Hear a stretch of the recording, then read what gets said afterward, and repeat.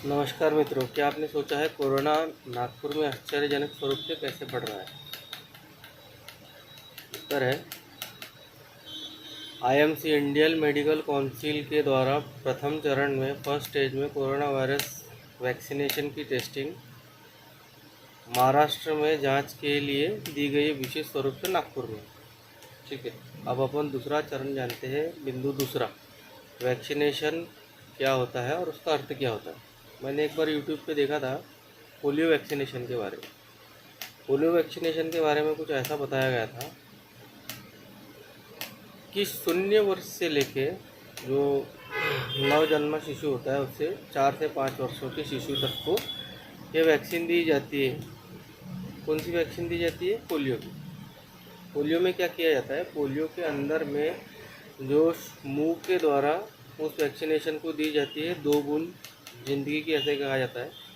तो उस वैक्सीनेशन के अंदर में शरीर के अंदर में वायरस को प्रवेश करवाया जाता है, यानी पोलियो का वायरस जो है शरीर के अंदर में कृत्रिम स्वरूप से पहुंचाया जाता है, जिससे शरीर उससे लड़ सके और उसके प्रति रोग प्रतिरोधक क्षमता निर्माण हो और बच्चा पोलियो मुक्त हो सके। तो यह सफल होता है। ठीक है, तो अभी तीसरे चरण में हम जाते हैं कोविड-19 वैक्सीनेशन के बारे में, उसके ऊपर में चर्चा करते हैं। ठीक उसी प्रकार जिस प्रकार पोलियो का वैक्सीनेशन दिया जाता है उसी प्रकार कोविड-19 का वैक्सीनेशन दिया जा रहा है। मतलब यहाँ पे भी शरीर के अंदर में कृत्रिम वायरस की प्रविष्टि या शरीर के भीतर में उसको प्रवेश करवाया जा रहा है।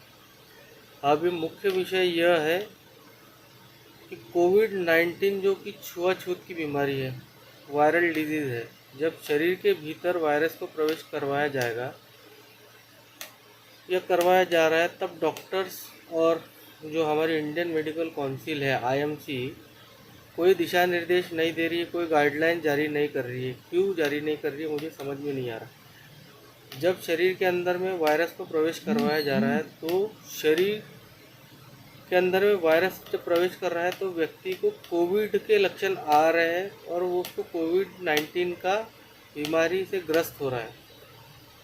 अब 2019 की बात की जाए और 2020 की बात की जाए तो लॉकडाउन क्यों करवाया गया था कि जो छुआछूत की बीमारी, जो वायरल डिजीज़ है, ये फैले ना।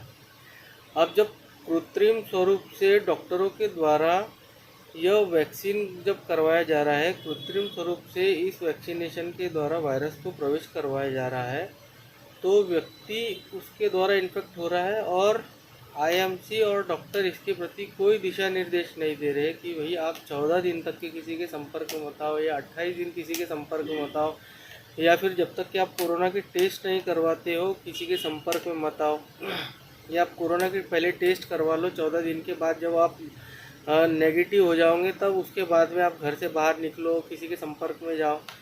शुरू में 2019 में हमको गाइडलाइन मिल गई थी कि जिसको भी कोरोना वायरस होता है अपने घर के अंदर में ही खुद को क्वारंटीन कर ले या खुद को स्वतः बंदी कर ले और अपना सारा चीज़ अलग कर ले।